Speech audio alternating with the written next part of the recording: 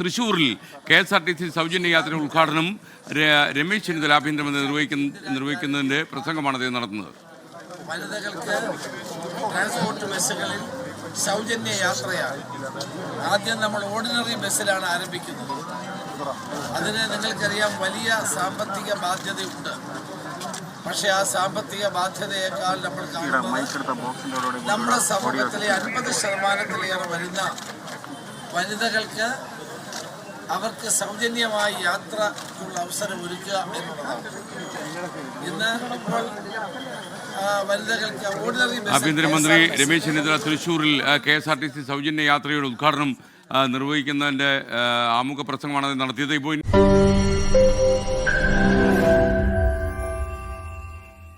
ലോകത്തെവിടെയായാലും ഏത് സമയത്തും 24 വാർത്തകളും ഓഗ്മെന്റഡ് റിയാലിറ്റി പാക്കേജുകളും എക്സ്പ്ലെയിനറുകളും വിശദമായി കാണാൻ ഞങ്ങളുടെ യൂട്യൂബ് ചാനൽ നിങ്ങൾക്ക് സബ്സ്ക്രൈബ് ചെയ്യാം.